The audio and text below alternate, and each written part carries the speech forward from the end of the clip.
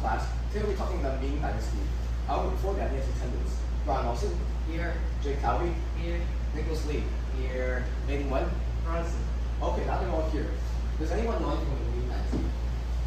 Brian Lawson. Isn't that the dynasty that got rid of the Mongols? Yes, it is. Emperor Hongwu organized a Red Turban Rebellion and overthrew the Yuan Dynasty. He became the first emperor of the Ming Dynasty.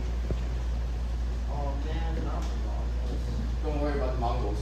They returned in the 1440s and even fight Ming forces and take the Ming emperor prisoner. However, that's a story for another time. What else did this esteemed Emperor Hongwu do? Well, he centralized the state and also reestablished the bureaucracy and the civil service system, which both fallen misuse under Mongolian rule. What kind of specialized bureaucratic officials were there? Well, Emperor Hongwu used mandarins, which were imperial officials that traveled throughout the land to implement various government policies. Doesn't the bureaucracy cost a lot of money to maintain? Well, yes it did, and thus the Ming imposed a tax on grains and later silver when it was introduced to the Ming Dynasty through the Columbian Exchange. Didn't the Ming Dynasty also build the Great Wall? Well, no, that's actually a common misconception. The project of the Great Wall was originally conceived by Qin Shi Huangdi during the Qing Dynasty to try to consolidate its rule.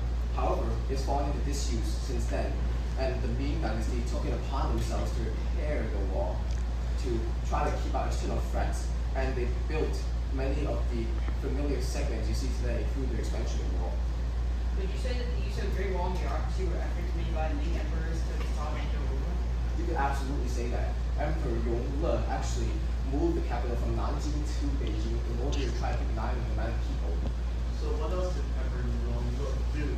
Well, most importantly, he financed Zheng He's 7 naval expeditions in the Indian Ocean Basin, where he was sent to not only explore, but also to show off Chinese power.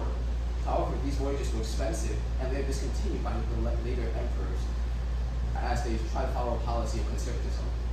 What were some of these conservativist principles? Well, the later emperors not only seek to eliminate Mongol influence, they also seek to eliminate foreign influence. Thus, they implemented lots of trading policies, such as prohibiting foreign trade with private citizens and also limiting ship size. They also promoted Chinese values such as Confucianism and tried to get rid of Mongol values. Why did they do that? Didn't it affect cultural communities and technological innovations? Yes, well, partly they didn't, lack of trade didn't affect it that much because the later Ming emperors would later reverse these trade policies as evidenced by the China's effect, how China was affected by the Columbian Exchange. Now, the reason why China didn't really trade much was because they wanted to seek stability in society. How does not inventing technology help with stability?